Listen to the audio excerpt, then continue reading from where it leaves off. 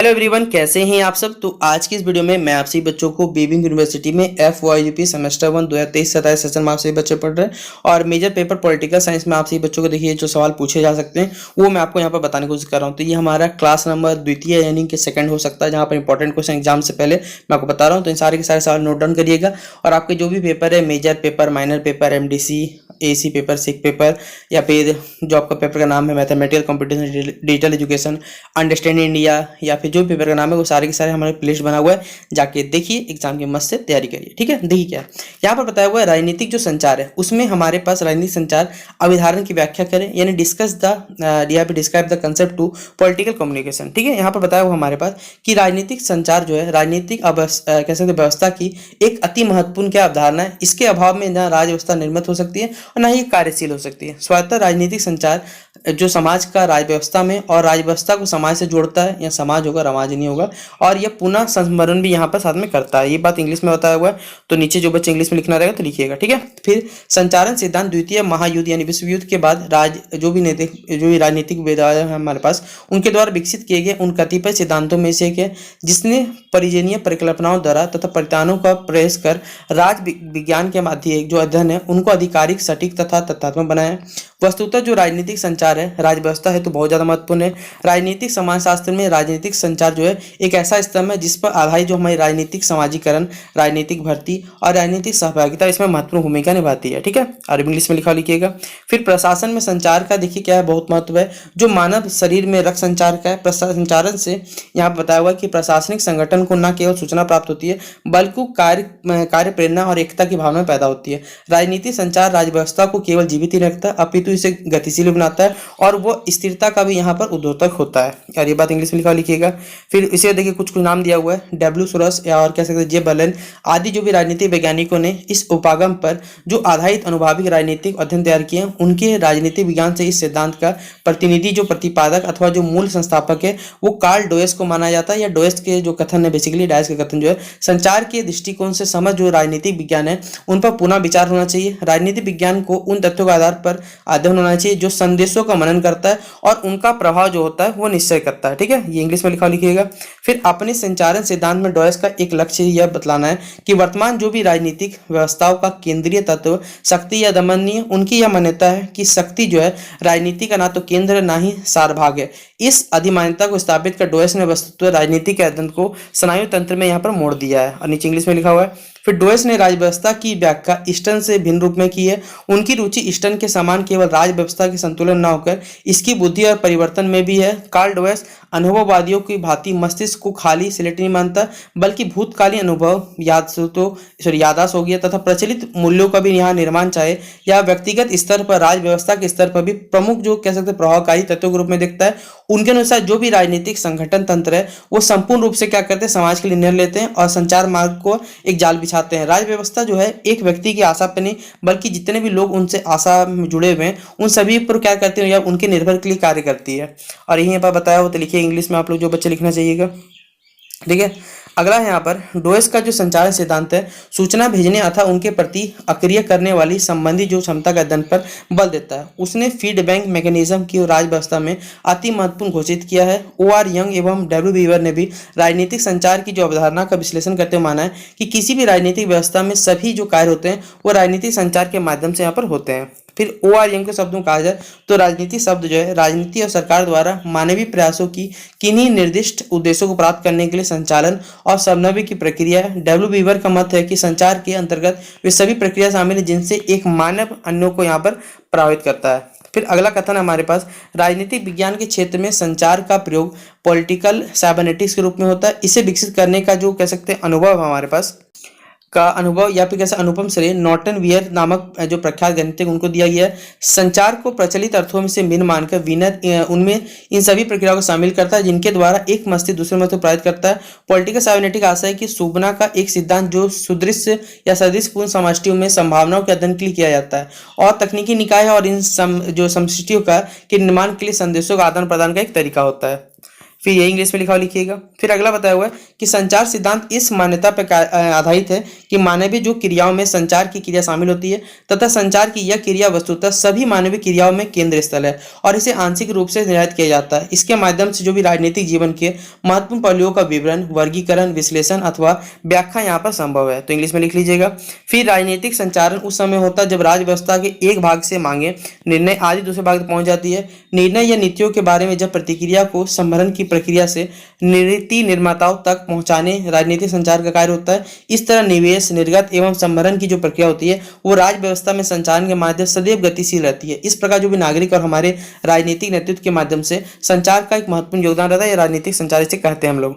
फिर अगला बताया हुआ यहाँ पर पॉइंट में कि हमारे पास संचार के उद्देश्य इस तरह विभिन्न मस्तिष्कों को एक सामान्य उद्देश्य या लक्ष्य की प्राप्ति के लिए एक दूसरे के निकट लाना चाहिए। अतः जो संचार क्या है केवल वो सूचना प्रसारण नहीं बल्कि एक ऐसी प्रक्रिया है जिसमें संगठन सदस्यों से पारस्परिक सहिष्णुता एवं आदान प्रदान की जो भावनाएं होती है वो इसमें विकसित होती है।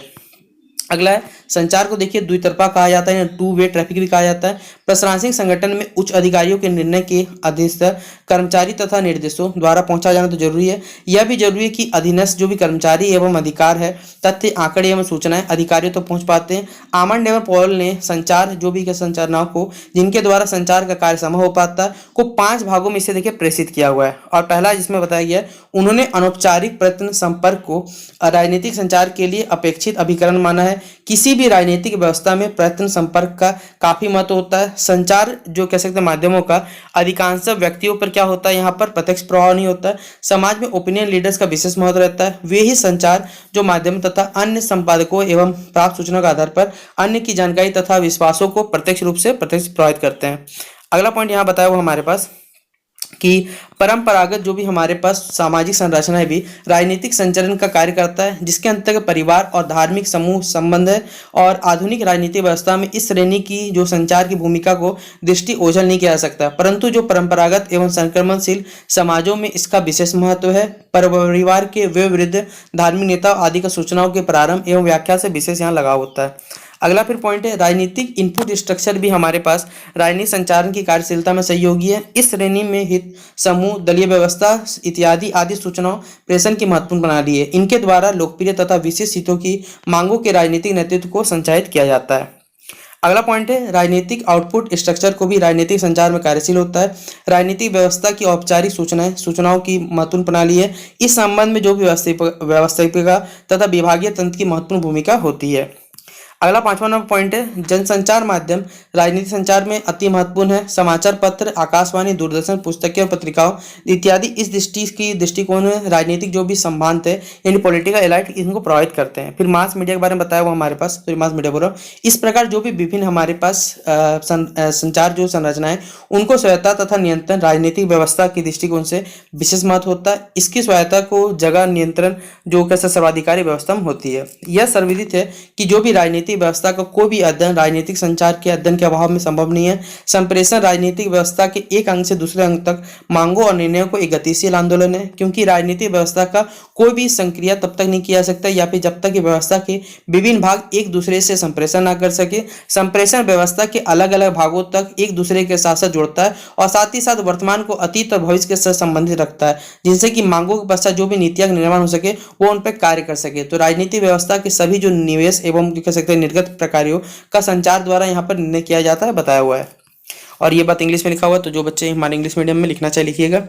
अगला पॉइंट है फिर हमारे पास मूल्यांकन, यानी कि हमारे पास हो गया संक्षेप में कहा जाए तो यह व्याख्या समीचीन है कि राजनीतिक जो संचार है वास्तव में राजनीतिक अभियांत्रिकी को निर्देशित करती है। आमंड ने भी ठीक कहा है कि स्टेटमेंट दिया हुआ है। इस तरह राजनीतिक जो व्यवस्था सजीव है या निर्जीव है पर यह उसके राजनीतिक संप्रेषण के अक्षम या सक्षम होने निर्भर करता है। जब किसी राजनीतिक व्यवस्था में संचार व्यवस्था लाचार हो जाती है तो राजनीतिक व्यवस्था की संभवता पर प्रश्न चिन्ह आरोपित होता है। ठीक है, तो ये सवाल हमारा कंप्लीट होता है। अब हमारा लास्ट सवाल करो बच्चों, हमारा अगला सवाल है कि राजनीति क्या है, पॉलिटिक्स क्या है। और ये पेपर में एकदम सबसे पहले यूनिट में आपका सवाल है, तो आने वाला बहुत ज्यादा इंपॉर्टेंट सवाल है, तो पेपर में छोड़ के मत आइएगा, ये पेपर हमको बनाना जरूर है। ठीक है, देखिए क्या बताया वो हमारे पास कि राजनीतिक शब्द के सही अर्थ के बारे में विद्वानों का एक मत तो नहीं है। इन शब्द का सबसे पहला जो प्रयोग है वो यूनान के अरस्तु ने किया था। उन्हें अपने जो पुस्तक पॉलिटिक्स नाम की उसमें बताया था कि जिसका अर्थ तो राजनीति होता है। अंग्रेजी भाषा का शब्द पॉलिटिक्स यूनानी शब्द में पॉलिस नाम के शब्द का रूपांतर है। यूनानी शब्दों में पॉलिस शब्द का जो अर्थ होता है वो नगर राज्य। नगर राज्य के जो सभी पहलुओं को व्यक्त करने वाले शास्त्र को राजनीतिक शास्त्र कहा जाता है या राजनीति कहा जाता है। अरस्तु ने नगर राज्य के प्रत्येक नागरिक को राजनीतिक प्राणी कहा है। उनके अनुसार प्रत्येक जो व्यक्ति को या प्रत्येक नागरिक को राजनीति में भाग लेना चाहिए। अरस्तु ने राजनीति का एक ही रूप यहाँ पर स्वीकार किया है और वो था आदर्शवादी। अरस्तु के अनुसार राजनीति कह सकते हैं राजनीति से ही नागरिक ये सीखते हैं कि उन्हें क्या करना चाहिए क्या नहीं। उनका कहना था कि राजनीति का उद्देश्य यह जानना नहीं कि राज्य क्या है बल्कि यह जानना कि राज्य को कैसा होना चाहिए। अरस्तु के बाद कह सकते हैं एक्विनिस, कांट, कह सकते हैं बोसनक्योट, होगेर या सॉरी हेजल यहाँ पर तथा टी.एच. ग्रीन जैसे विद्वानों ने राजनीति की आदर्शवादी और जो नैतिक रूप से स्वीकार होना जो कथन है उनको यहाँ पर स्वीकारा। इस प्रकार बहुत दिनों तक राजनीति के आदर्शवादी रूप का यहाँ पर अध्ययन होता रहा और उसी के अध्ययन के अंतर्गत बताया हुआ हमारे पास कि आधुनिक युग में राजनीति को आदर्शवादी और नैतिकवादी पैदी से बाहर लाने का प्रयास किया गया। सर फ्रेडरिक पोलेक ने राजनीति के सैद्धांतिक एवं व्यवहारिक पक्षों को देखते हुए इसे दो भागों में बांटा। पहला सैद्धांतिक राजनीति, दूसरा व्यवहारिक। तो सैद्धांतिक राजनीति क्या है? राज्यों के मूल तत्वों का अध्ययन करती है। इसका संबंध राज्य की उत्पत्ति, प्रकृति, उद्देश्य और प्रशासन के सिद्धांत से। व्यवहारिक राजनीति का संबंध राजनीति के क्रियात्मक रूप से। व्यवहारिक राजनीति में राज्य और सरकार के व्यवहारिक रूप और उसकी वास्तविक क्रियाओं का यह अध्ययन करता है। फिर राजनीतिक शब्द का जो विकृत अर्थ यानी रॉन्ग मीनिंग ऑफ पॉलिटिक्स हो जाएगा हमारे पास। आधुनिक युग में राजनीति शब्द का जो मतलब या प्रयोग होता है प्रत्येक राज्य के क्रियात्मक रूप में इसका किया जाता है। राज्य के जो सैद्धांतिक पक्ष है में इसका कोई संबंध अब नहीं रह गया है। साथ ही साथ आज राजनीति वहीं मानी जाती है जहां पर राज्य के संचालन में जिन संस्थाओं का योगदान है उन्हें राजनीति के नाम से पुकारा जाता है। निर्वाचन, राजनीतिक दल की चाल, सरकारी लक्ष्य की प्राप्ति आदि यहाँ पर जो भी इत्यादि राजनीति के नाम से पुकारा जाता है। इस प्रकार राजनीति शब्द का जो नाम है दलबंदी, शासन को चलाने वाला, दांव पेच में जीतने के तरीके हो गया। फिर यहाँ पर ब्लैंकस्टील का कहना है यहाँ पर है कि राजनीति जो विज्ञान से ज्यादा कला है क्योंकि इसका संबंध राज्य के बाह्य आचरण से। गार्डनर के अनुसार राजनीति शब्द का जो अर्थ राज्य के वास्तविक बाह्य आचरण से। राजनीति शब्द का जो प्रयोग है दिनादुन संकुचित तत्व होने लगा। आधुनिक युग में राजनीति घृणा का प्रतीक बन गया। प्राय लोग यह सुनाई देते हैं कि अमुक गांव में बहुत राजनीति चलती है या बहुत अच्छी राजनीति, क्योंकि अमुक कॉलेज में राजनीति बहुत प्रचलित है। स्पष्ट यह कि अब जो राजनीति है या अपनी स्वार्थ सिद्धि के लिए जो अपने साधन बनाते हैं वही राजनीति कहलाती है। राजनीति का प्रयोग धोखाबाजी, बेईमानी, झूठ, फरेब तथा दलबंदी के अर्थ में यहाँ पर इसका उपयोग होने लगा। लेकिन राजनीति का जो वास्तविक कह सकते हैं सही अर्थ है वो क्या है?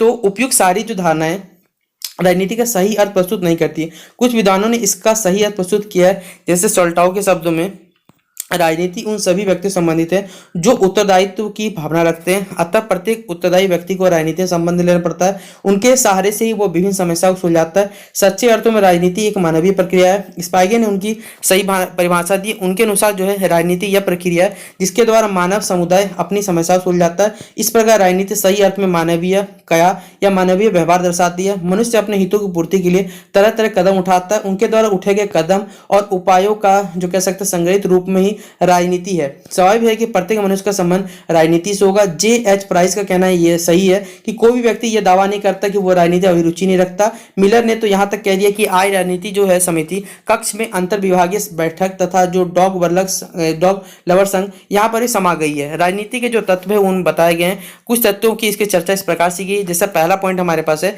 कि राजनीति जो है एक मानवीय क्या हमारे पास क्रिया है।